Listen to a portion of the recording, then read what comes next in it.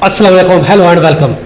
Iqbal letter sir में आज का जो हमारा लीगल लेक्चर है वो है अगर CNAC ब्लॉक हो जाए तो हमें क्या करना चाहिए। शनाख्ती कार्ड, जैसा इससे पहले हमारे लेक्चर मौजूद है कि शनाख्ती कार्ड क्यों ब्लॉक होते हैं, और अगर हमारा शनाख्ती कार्ड ब्लॉक हो जाता है तो हमें तुरंत फौरन इमीडिएटली क्या करना चाहिए, व्हाट टू डू इमीडिएटली। अगर हमारा शनाख्ती कार्ड किसी वजह से ब्लॉक हो जाता है तो हमें क्या करना चाहिए। सबसे इंपॉर्टेंट बात यह है कि हमें यह कदम इमीडिएटली उठाना है, जल्दी उठाना है। अब देखिए उसकी बहुत सी वजूहात हो सकती हैं जिसकी वजह से हमारा शनाख्ती कार्ड ब्लॉक हो सकता है। उसके लिए सबसे पहले हमें नादरा विजिट करना पड़ेगा। हम फौरन नादरा विजिट करें। जब नादरा जाएंगे तो सबसे पहले हमें वो वजूहात मालूम करनी है, सरकारी कंफर्मेशन करना है कि वाकई अगर किसी ने कहा है तो शनाख्ती कार्ड ब्लॉक वाकई ब्लॉक है या नहीं है। तो उसके लिए हमें सबसे पहले नादरा सेंटर जाके हमने उसकी वेरिफिकेशन करनी है, वो वजूहात जाननी है।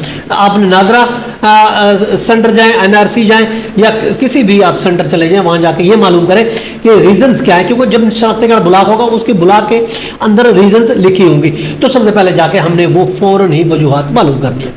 फिर उसके बाद जब हमें मालूमात ये हो जाती है कि हमारा शनाख्ती कार्ड इस वजह से ब्लॉक हुआ है, तो फिर हमने क्या करना है, उस इशू को रिजॉल्व करना है, उस इशू को खत्म कराना है, उस इशू को हल कराना है, रूट काज उसकी मालूम करनी है।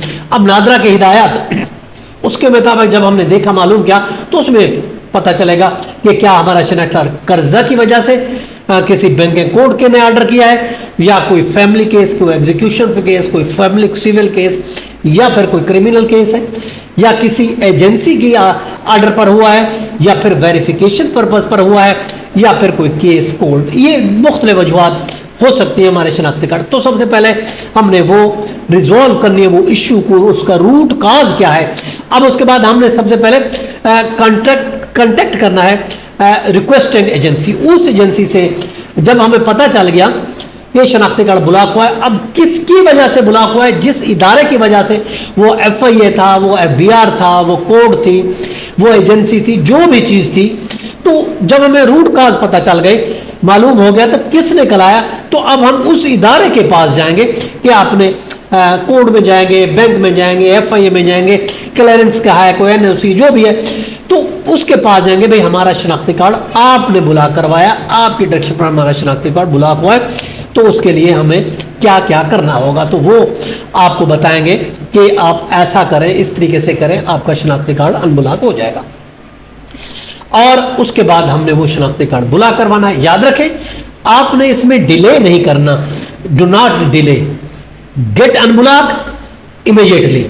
फौरन आपने अगर डिले करेंगे तो आपके बहुत से कॉन्सिक्वेंसेस आपको पेश आ जाएंगे, आपको फेस करने पड़ सकते हैं। इसलिए आपने बिना कोई अपना टाइम वेस्ट किए बगैर फौरन जल्दी इमीडिएटली तौर पर आपने वो इदारे से रब्ता करना है, वजूहात जानिए। उसके बाद आप बेहतर ये होगा कोई वकील एंगेज करें। अगर कोई मसला कम्प्लेक्स है, वकील एंगेज करें, तो वकील आपकी हेल्प करेगा, वो आपकी शनाख्ती कार्ड अनब्लॉक करने में हेल्प करेगा। ये था हमारा आज का लीगल लेक्चर। कल फिर मिलते हैं, अपना ख्याल रखिएगा। हैव अ नाइस डे, अल्लाह हाफिज़।